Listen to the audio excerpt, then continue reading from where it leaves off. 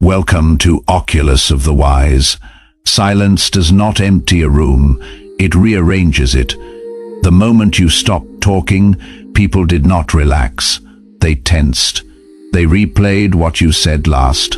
They watched your hands, your posture, the exact second you decided to look away.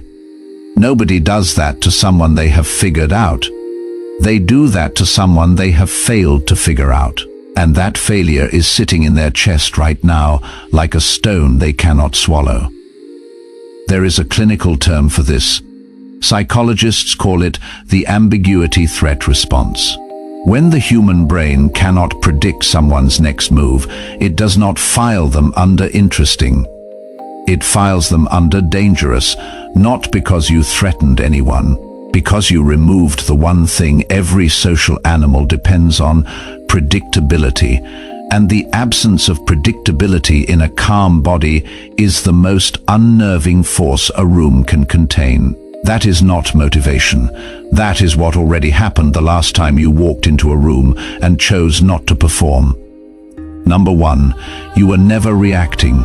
You were reading the room 3 moves ahead. They called you paranoid, oversensitive, dramatic, said you were making something out of nothing. But here is what they could not see.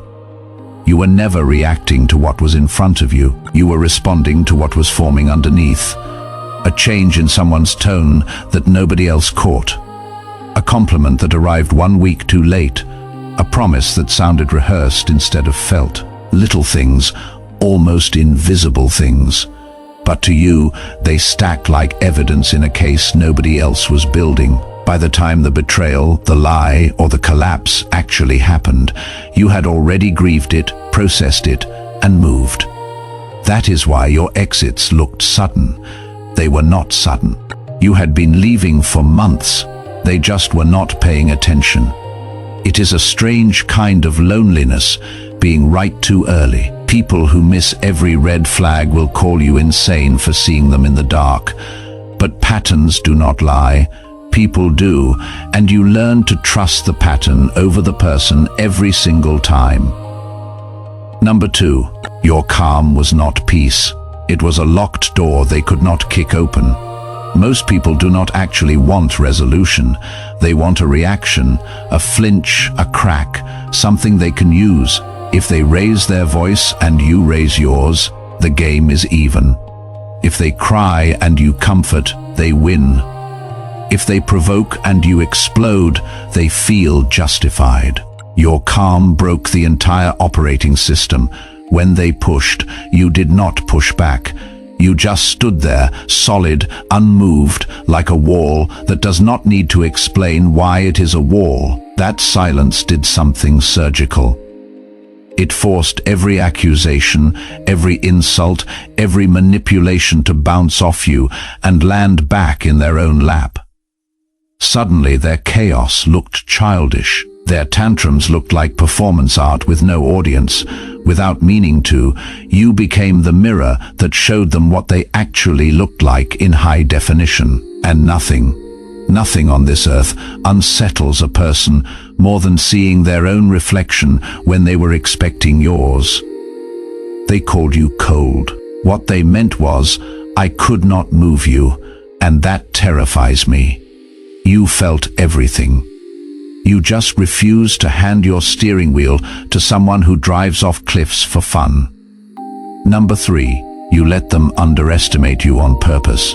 They sized you up in 10 seconds. Quiet, strange, maybe a little slow, not a threat. And you let them write that report in their heads without correcting a single word. Because being underestimated is not an insult when you know what you are doing.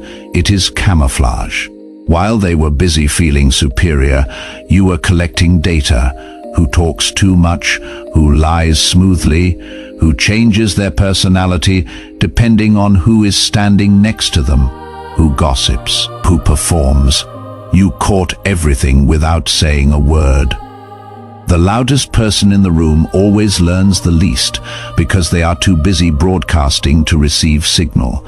You were all signal, no noise. And by the time they realized the quiet one was the most dangerous one in the room, You were already 3 moves ahead, and every weakness they thought they saw in you was a door they had opened to their own.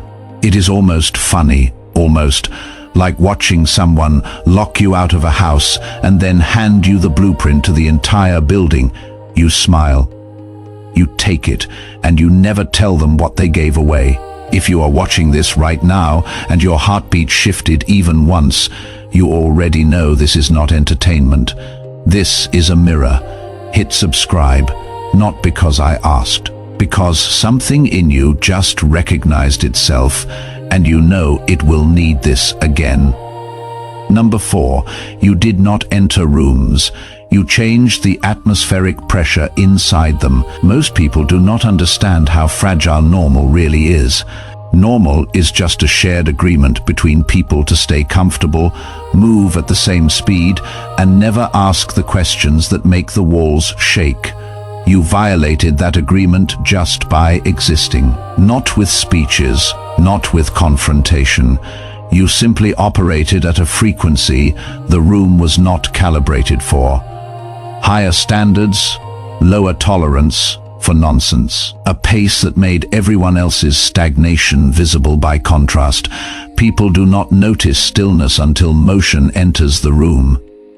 You were the motion, and the friction you created was not aggression. It was gravity, the kind that pulls everything around it into realignment, whether it wants to move or not. Someone in that room decided to change, to level up, to finally do the work they had been avoiding. And every observer on the outside assumed you engineered it. You coached them, you pushed them, you masterminded the transformation. The truth is quieter and far more powerful. You did not push anyone forward. You just stood where you stood, and the gap between your standard and theirs became so obvious it was physically uncomfortable to ignore. That is not influence, that is presence. And presence cannot be faked, borrowed, or explained away. Number 5.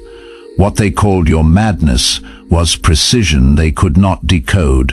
For years they watched you like an unsolved problem, too intense one day, gone without explanation the next, cutting people off without giving them the closure they felt entitled to, changing direction when everyone else was just getting comfortable. To them, it looked erratic, unhinged, reckless. They whispered about it when you left the room. They labeled you the way people always label what they cannot control. But what they could not see, and what they will never be able to replicate, is that every silence, every vanishing act, every boundary that looked impulsive was calculated with surgical patience. Your mind was not scattered. It was running simulations, weighing consequences, and positioning you 3 steps ahead while they were still processing step 1. They called it madness because the word brilliance would have required them to admit they were outmatched. And that kind of honesty is too expensive for people who have built their identity on being the smartest person in every room. The day the things you predicted started happening, the laughter stopped, the whispers turned nervous. The labels shifted from crazy to how did they know. You were never spiraling, you were calculating. And the distance between those two things is exactly the distance between the people who underestimated you and the reality that proved them wrong. Like this video, if you have ever watched someone laugh at your instinct and then live through the exact disaster you warned them about, that is not vindication. That is proof of a system they will never develop because they are too busy reacting to what already happened to see what is coming next. Number 6. You did not move the pieces. You revealed the entire board. Transformation is never about being pushed.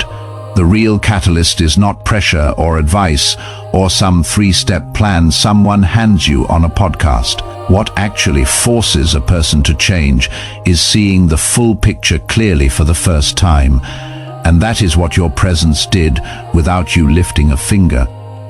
You did not give instructions. You did not mentor. You existed in a space where clarity was unavoidable, where the gaps in someone's strategy, the doors they had been pretending did not exist. The cost of their own avoidance became so visible it was no longer a matter of choice, but of survival. Once someone sees the board, they cannot unsee it, and movement becomes inevitable. Observers saw the leap and credited you. They said you orchestrated it, controlled it, made it happen. The truth is far subtler. You did not move a single piece. You simply revealed a game they did not know they were playing, and once it was visible, the player had no choice but to play. Everything we have walked through here is one story told from 7 angles. You were never the chaos they accused you of being. You were the clarity they were not ready for, the observation they could not outrun, the calm they could not crack, the standard they could not lower, the pattern reader in a world of people who live moment to moment and call it wisdom, the quiet architect of a disruption you never intended but could not prevent because you cannot exist at a higher frequency without disturbing every frequency around you. That is not a flaw. That is physics. And now you know it. If this gave you language for something you have carried without words, do not let it dissolve when this video ends. Subscribe so this voice keeps showing up when the world tries to convince you that you are too much. Drop a comment and tell me which number made you pause. One word is enough. I read every single one, and so does this community of people who finally stopped apologizing for seeing clearly. Share this with the one person who has spent their entire life being mislabeled and has never once received the apology they deserved. And one last thing. This channel runs on the clarity of the people who believe this kind of truth should exist somewhere on the internet without compromise. There is a link in the description and in the pinned comment. If you have ever thought this content should reach further, hit harder, and exist longer, that link is how you make that real. Not as charity, as a vote for what you believe deserves to survive. God bless you.